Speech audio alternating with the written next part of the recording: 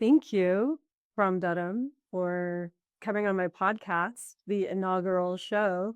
I don't even know if his podcast has a name yet. It's sort of like I'm starting the podcast, but I wanted to start this new venture with a conversation with you together because I actually just thought that would be the most beautiful thing to experience. It's so sweet. Thank you. Thank you. Aw. Yeah, something nice and easy love relationships. Um, Well, we've been married for we've been together since 2011. mhm, So that's 15 years, Yeah. coming up on our 15th year anniversary Mhm. on Valentine's Day. Yes. Yes. Well, the 15-year since we've known each other. Since Yeah. we started dating so quickly. Yeah. It wasn't like we knew each other for a couple of years. We just kind of got in there. We were together for a couple of millennium.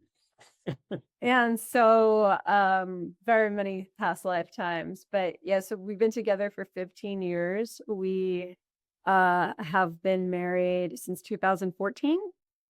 I think it's 2004. Yeah, I don't know why we can never I can know. never remember that one. Yeah. It's 2014. It is. So what is that? We're coming up on we'll finish 12 years this November. hmm Yeah.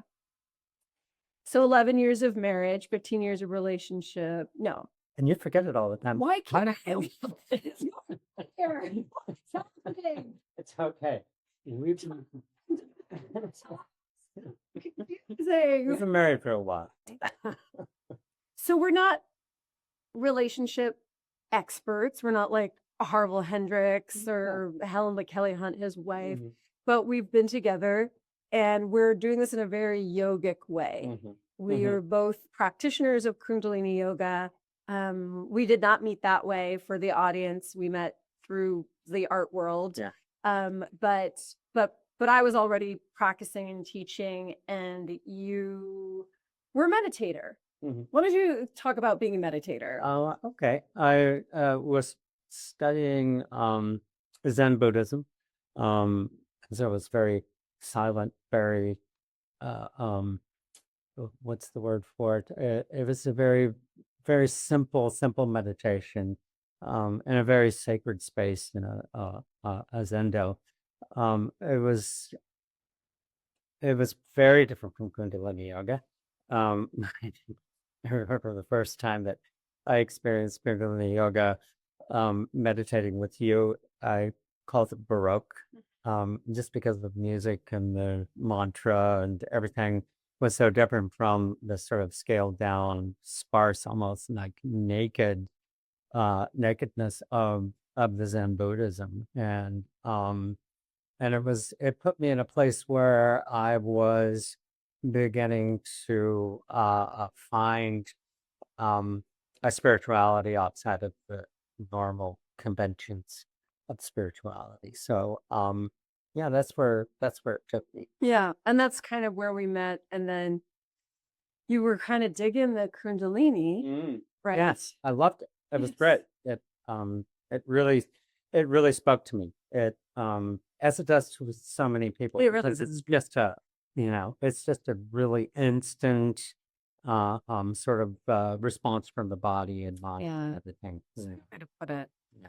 Well, and so because of that, we started meditating together right away. So we've been walking this path of relationship pretty much from the very beginning in a very yogic way, which is really interesting. It is. It's very So that's why I thought we could do this. We could teach together. We could teach about relationships, not being relationship experts, but being two adult people who are committed, who have gone through things together and good and bad, and are constantly riding that sort of wave, riding that edge of what it means to live a life with another person, which is not always flowers and sunshine, or doesn't always feel that way. Maybe that's a spell.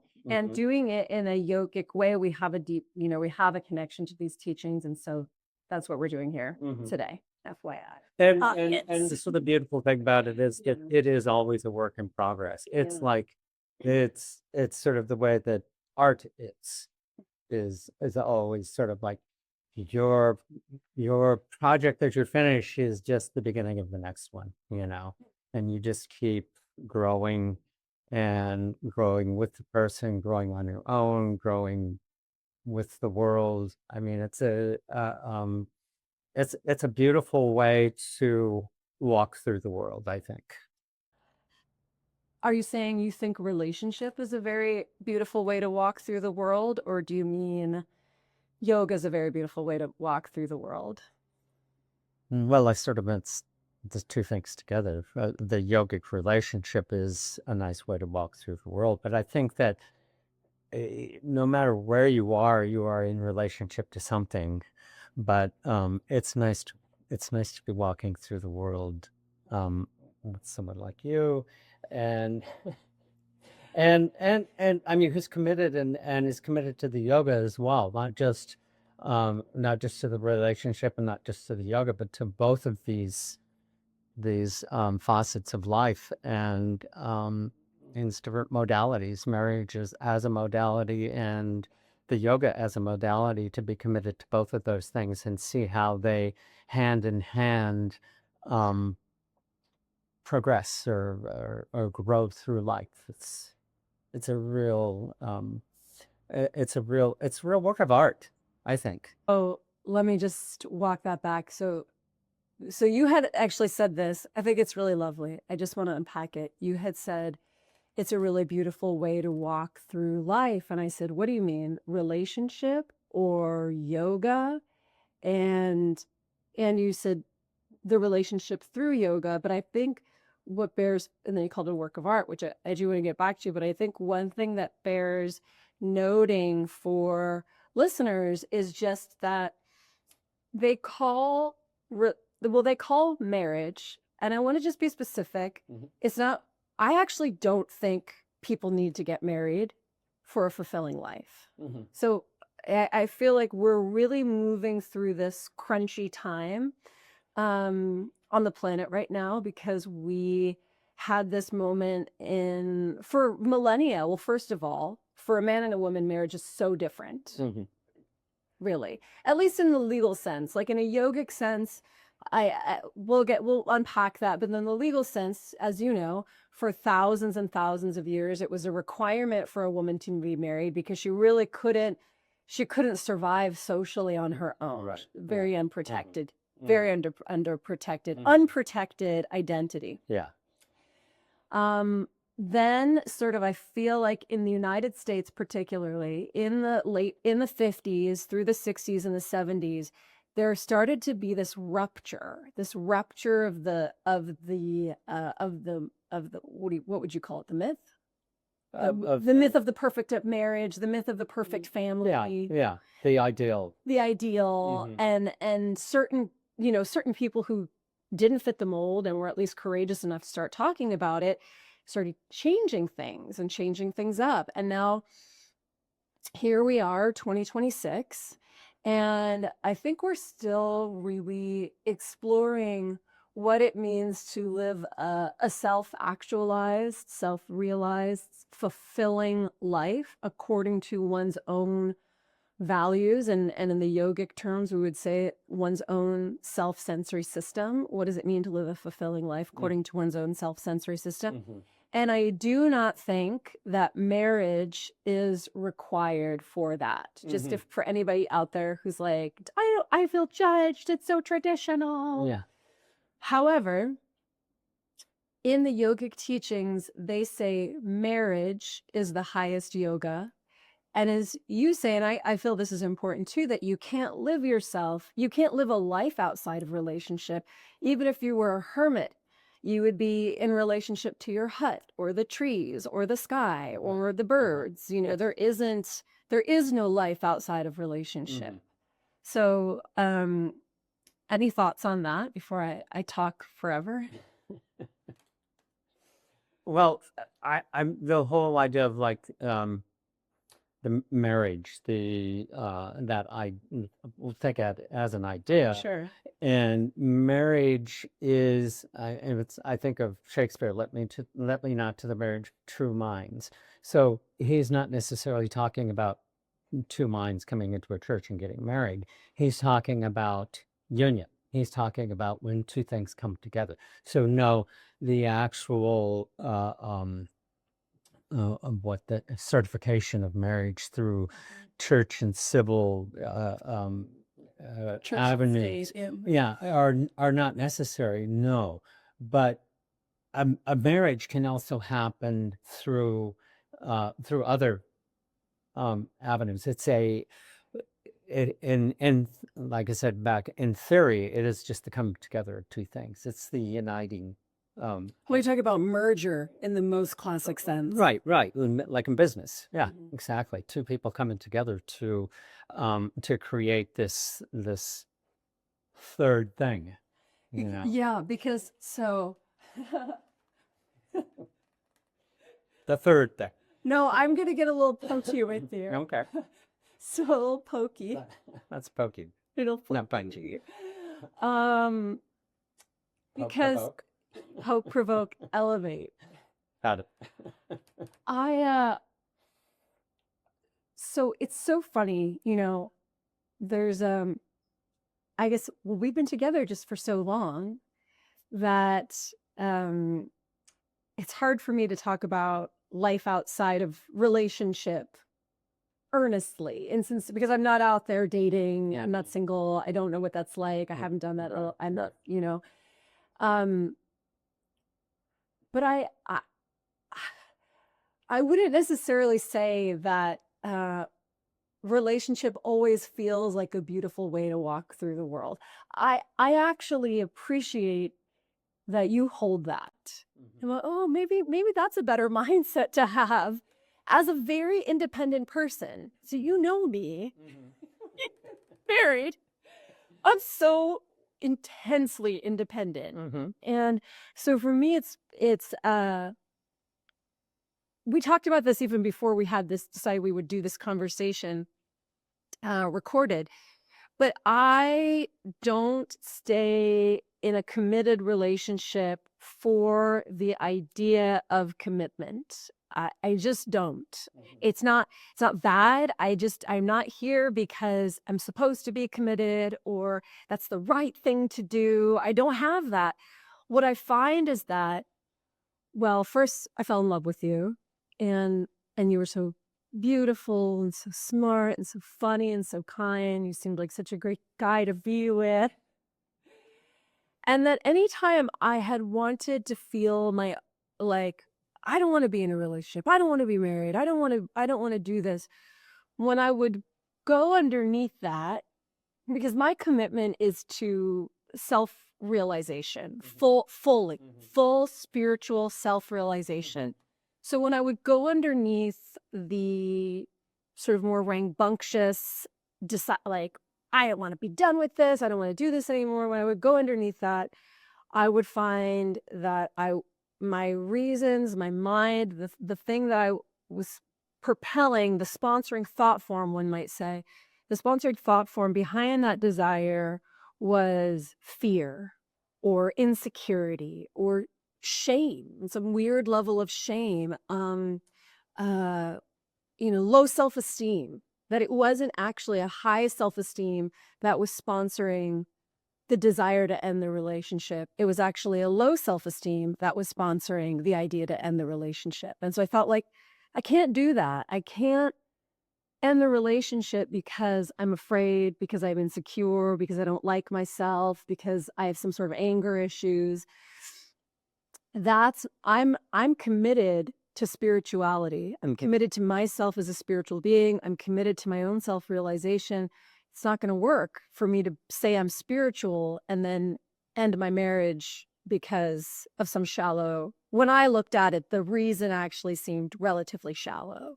And that's not the case for everybody in the world. No. But for me, I felt like that's not going to work. So I like that you actually think walking in relationship is beautiful. I don't always see it like that, but I'll take your vision for it. Well, I mean, when I say beautiful, I don't necessarily. I mean, there's beauty. Everything has beauty in it, So in that sense. Beautiful mind. That- You're an artist. You see beauty in everything. Yeah, I mean, true. I think that's true. And so I'm not talking about beauty and the sort of culturally aesthetic convention of it, but I'm talking about the beauty in it's sort of like just seeing, yeah, there's a beauty in everything. Everything has its own, I guess it's its own soul. It's its own authenticity, its own, it's its own thing, Yeah. and that's what I find to be beauty. I'm falling in love with you all over again. Sure. Yeah, it is beautiful. Well, and the thing is, it is beautiful. It is actually a beautiful way to walk through the world. And I think borrowing your mindset, because I guess in some ways you're more comfortable with merger. This has been harder for me. I've been terrified to dissolve I've been terrified of losing my identity.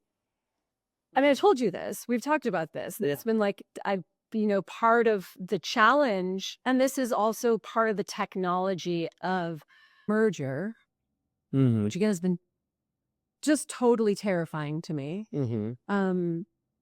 There is something that actually is the highest realization. Union, that is yoga. That is tantra, union with God. And if you can see God in the other person, and in order to unify with the other person, you actually have to see God in the other person. Yeah. That is actually true. Yeah. And I think that's part, that kind of speaks to the idea of like beauty of what I was talking about. Yes. Of God. But I think there's something else here that's kind of interesting, and I want to posit it to you, is that do you think that this is a really good example of the polarity between a man and a woman? Maybe. Because I mean, the idea is that the woman is ruled by the moon, and so she is constant moving, changing, but a reflection off of the man, who is the sun.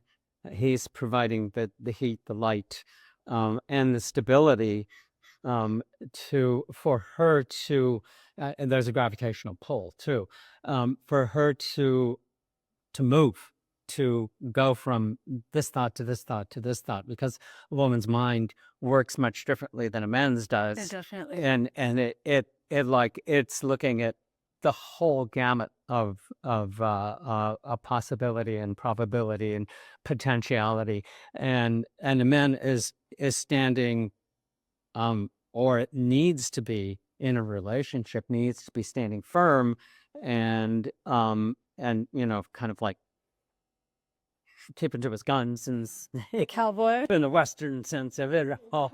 But not reacting, not getting crazy or anything, but just, I mean, it's probably where the whole idea of the Stoic comes from. But it is to be that it doesn't have to be so stone-like, but to be strong, and to lend that strength and project it out to the females, so that she feels secure in moving around and doing all of these things. Because like you said, in times of yore, when marriage meant chattel, that Sure. it was different, because you didn't have that, you didn't have as big a sphere to move around in. It's really interesting, because I think, again, from this rupture, especially in the US, the 1950s, the 60s, 70s, and here we are today, we have perhaps maybe one of the first times in recorded history the opportunity for true choiceful merger in a way that we've never really had before. But I do actually want to pop it out a little bit, because these people are not getting married, and that's also okay. And you can have, and as you said, you can have, what we should really be saying is merger. Yeah. That's really the words we should be using. Yeah. Because you can have deep union, deep merger without the, as you said, church and civil documents. Right. That's not, that does not merge or make. Yeah. Yeah. Not in this way. Yeah. And it not to sound so cold and crass and everything, but I mean, one way to look at it is that this relationship is sort of a business arrangement in a way. I mean, it sounds cold and crass, but What do you mean? I mean, that's not in the yogic teachings. They say it is a business arrangement. yeah, exactly. I mean, because it's a merger. I mean, when talking about as a merger, we're coming together to make something. Yeah. Was kind of, as opposed to the controlled kind of like business kind of part of it. This is very you as an artist. Yeah, I know. And I say, I'm not supposed to be an artist. So we're making something, you get something new, but this is, but that is also how they talk about relationship, true relationship in the yogic teachings. They talk about it as the two people come together to make the third thing, the relationship. Yeah. It's hard. I think for me, you're asking, has it been challenging? Because that's just like a woman to, have all kinds of what, highs and lows and I don't know, differentiated experiences, and more like a man to be more stable, the polarity of the relationship. I would say sincerely, honestly, it's been fear. It's been fear because we cling to our identities. We cling to, and there's even like tons of identity politics. So now it's like, what happens if you're not this? Who am I if I'm not this? Who am I not if I'm not that? You're right. So you don't lose your identity in merger and relationship, but there's this feeling like you might. And for me, that's been scary. There's this feeling like I could lose myself. And as a fiercely independent woman, that has been really hard. I think that fear has been very real just recently, like coming, to use the term, I don't know if I liked using the term for this, but coming out of the Piscean, into this new way of looking at all things for that matter, but definitely in looking at it in a much more fair way for women, has changed a lot of that, but still there remains a lot of residue from when women were, they did get lost in marriage. They did not have the it's like, oh, I want to do this and this and this, and then you become married, and suddenly that all goes away. Well, you're literally not your own name anymore. You're Mrs. Ram Dharam. Right. Exactly. I love being Mrs. I love it. No, but they're like, yeah, there's that identity erasure, but it's more metaphysical than that. It's more that space where when you actually merge, there is a dissolution of the ego. And I mean, maybe from the outside, everyone else would know that I have an ego, but I didn't know. So I didn't know how rigid that ego was until I confronted it inside of relationship. And I realized in order to make this relationship work, that ego's gotta flex a little bit. Yeah, Gotta yeah. dissolve a little bit. I'm terrified because you think the ego is you, but you're a soul. You don't think this. I think this. Yeah. Everybody does. Everybody thinks this. I think the ego is me. So my ego getting confronted inside of a relationship Right. is terrifying because I could, what? It's your identity. It's my identity. Your personality. Yes, my personality. Yeah. So in order for us to be in harmony, I have had to dissolve, and that ego's had to loosen a little bit. It's been very scary. Yeah. And that's what I mean, that for me, I'm not over here like, and this sounds so bad. It sounds terrible, but I'm not over here like, I'm so committed to this relationship. I'm committed to making it work. I'm not. I'm committed to self-realization. And when I get underneath that fear, that's your ego. You cannot break off this relationship for your ego. That's not the path Interesting. that I'm walking spiritually. Yeah. I'm walking a true, I want that. I want the Paramhansa Yogananda experience. I want well, he was celibate, but I want the mastery in a woman's body experience. It's the same path for every human being. You have to drop the ego. And though he was a celibate, he had merger of a different kind, which is with every soul he walked and he encountered, he merged with that soul. He didn't discriminate on income, race, religion, addiction, whatever. That's the same thing. It's like, I'm going to merge with this soul because this soul is also God. Yeah. It sort of, for me, brings up a very sort of a contentious word, especially in the art community. But it's a very, it brings up truth. It's like, Yeah. is that what we're looking for? Truth? Is it, the truth of I was thinking of the ego, and I thought, well, getting to the truth of the ego and what it is, how it is in relationship. How does it in relationship to yourself? Because the ego is not the self, and so you're breaking down the relationship within the relationship. It's like Totally, it's like underway filmmakers. Yeah. The relationship within the relationship, certainly. Well, and that is also a way of holding one's individual identity inside the relationship, which you actually don't like submerge your identity into the other person. There's a coherence factor. There's a coherence where your ego also gets included, or ego also gets to play.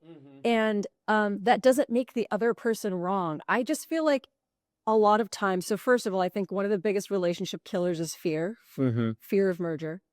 When there's it's just scary, and there's not a lot of guys that talk about it. So I think that's one of the biggest relationship killers. I think the other relationship killer is because you don't know how, just lack of skill, you make the other person wrong. It's their fault. He didn't do this. He didn't do that. And maybe he did it. Maybe he did it. Is there another way you can talk to this person about it? Is there another solution here? Is there another way? Maybe she did it. She didn't do this. She didn't do that. Maybe that's all true.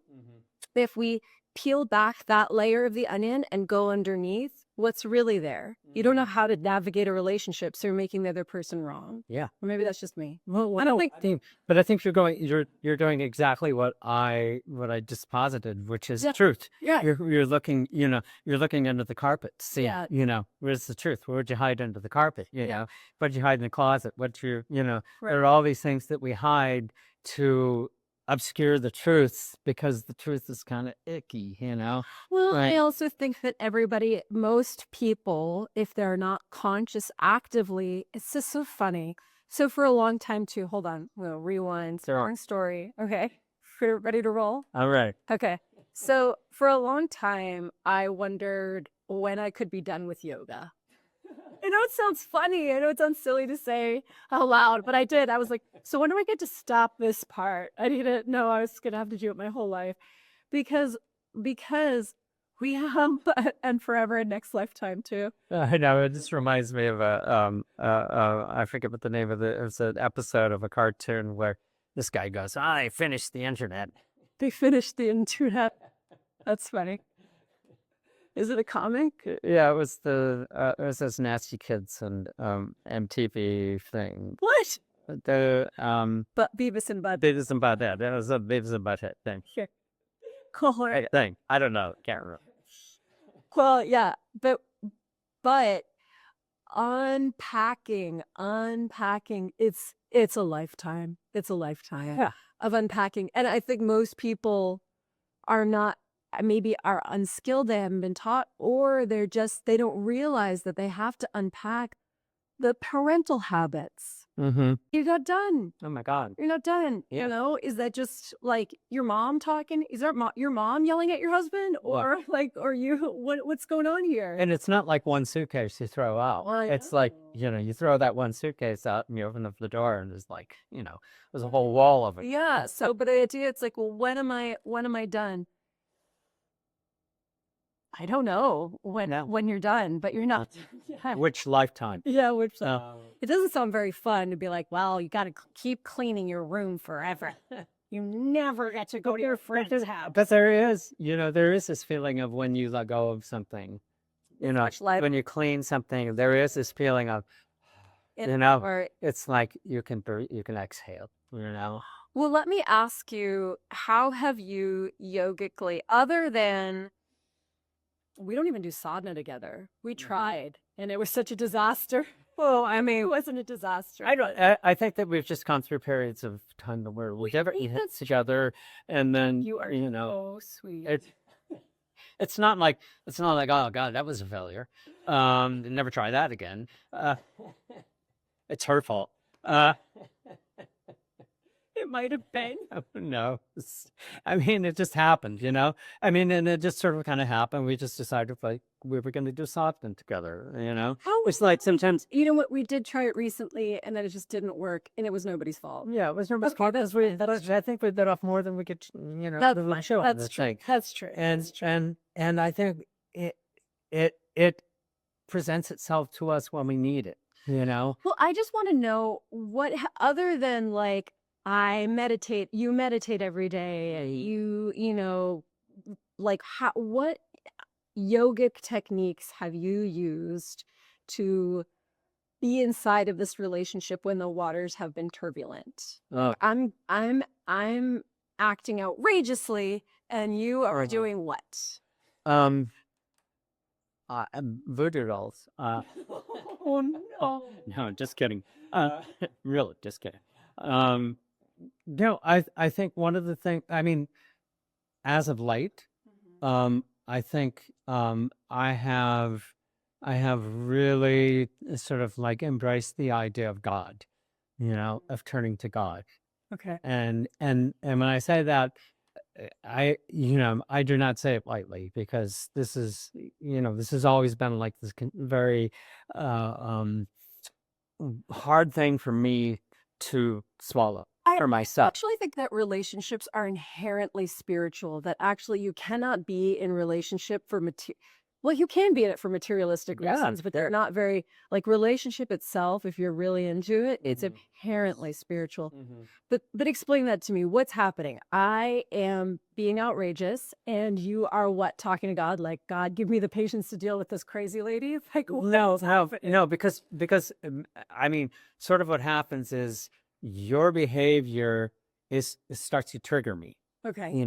And the old way of doing things was react. You say something and I think, what the fuck? Okay, hold on. Oh, sorry, can't do that. Yeah. So I react in a way that is going to provoke you. And that's not good. Okay. So I need to find I need to turn to something that is going to keep me calm. Okay. Keep me attentive to what's going on, so that I'm not like, oh, I'm calm, let her do whatever she's doing, but so that I can remain focused and calm. So, yeah, I guess it should just bears noting for people that don't know us. I forgot to say this. We also have 2 kids, 5 and 7 at this point at the time of taping, and close to 5 and almost 5, and also we don't drink alcohol and have not for 15 years, maybe more, 18 years for me. And and we also don't smoke pot. We don't smoke marijuana or eat marijuana or whatever. It's fine. That's fine. Just saying, like, we don't have things to take the edge off other than our breath, our meditative mind, our nervous system, stamina, right? So in the past, a man would come home from his very hard day of work. I'm talking in the 50s and 60s again. Come home from his 70s, sure, very hard day of work, very hard, Not that the woman had it easier at home, but still, like, it's different when you're being confronted in that workplace patriarchy system. And right. And then you come home and you deal with your outrageous wife, who's very upset as well. She's complaining. And then you have your two crazy kids. And so you just go to the bar and you Yeah. take a little hedge off. That's right. The ideal wife has a drink waiting for you. Yes, Oh, he does. so, Ding. I mean, I get it. I get it. yeah, no, I do too. It's like, I mean, I'm often, I mean, sometimes, you know, when everything is like falling on my head, Yeah. I think, God, what, you know, what would it be like to have a drink? Be terrible. But it probably would be, you know, it would be Us or us. yeah, it would be Other people, fine. yeah. Yeah. But I you know, turning to, it's like I've been, I guess I've been using different yogic techniques So, like, what does that and mean? my own spirituality. So hold on, breathing and the meditation and everything that that I've come to a point where I consciously know in my body when I'm starting to get triggered by something, and it's just like, then I shift my, it's like I shift my consciousness, I shift my sort of perspective on things, and look at it and go, okay, it's not me, I'm not doing this, it's it's somebody outside of me, and I can't control that. And so I'm going to listen to it. I will try to help whatever it is. If it's you, sometimes it isn't you, sometimes it's the kid. Sometimes brought it up. it's the dude with the leaf blower down the Kids pressurize a marriage for sure. but all kinds of, we get pressurized by all kinds of things, you know, day to day. And it's just like, I've come to this realization that that it's not that thing that is, that thing triggers something in me, but that thing in me is not them. Does that make sense? Sure. Yeah, it's You know, pyramid. it's me. And so I come back into myself on that and go, you've got to keep your shit, you got to keep yourself together here. And and so I do, to the best of my ability. And it's, you know, like I said, sometimes it's just taking one breath. Sometimes it's, you know, I, you know, you have to like wake up in the morning, do fists of anger, just to, you know, get some of that stuff out of you. You Well, know, it it's sounds like because you've been practicing for over a decade and a half, you have enough self-command to be able to, as you said, move your perspective, actually do like a psychic positioning shift, and also see the trigger, and instead of reacting, just not react. I would say that for people who are maybe have not been meditating as much, maybe don't have as much like ability to command their feelings like that. One good tip is like inhale sut, exhale nam. It instantly just changes your psychic field. yeah. What else? Oh, just, I mean, just take one big breath, you know. I mean, you don't even have to do the south and the nam. Also, just if you're watching this, you know, you have become more conscious of this idea of you being able to navigate your own triggers and your own reactions, your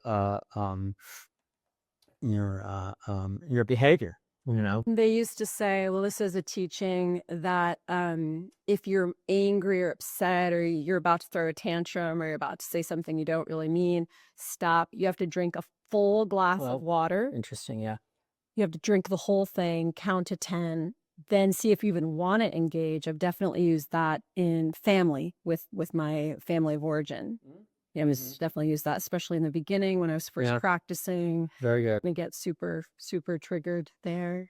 Also, one of the things, I mean, I remember how well this worked. I was on a subway in New York City, and at the time wasn't meditating at all.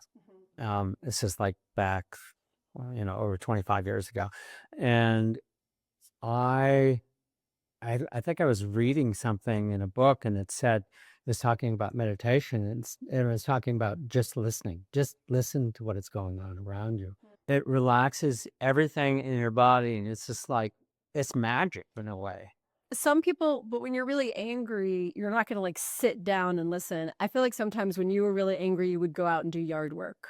Yeah, that's true. You just like move your body. Yeah, Just move your body. Yeah. Just move your body away from the situation. Throw something. No, don't throw anything. Yeah. Don't, But like a ball. a baseball. Yeah. Football. Okay. I was like, no, we're not throwing stuff. Stop it. Cut. This is yogic. This is the yogic podcast, yogic course here.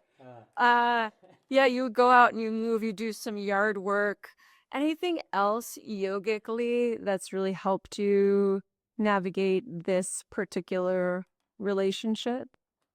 I would say, just while you're thinking about it, I would say that though this whole time, this always happens to me too, which is like this whole conversation, this whole podcast, I've been protesting.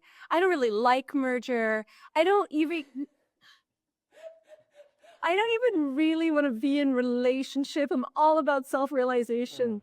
The truth is, through this conversation, I've also realized like part of my job, part of my work, and part of just is what is being okay with love.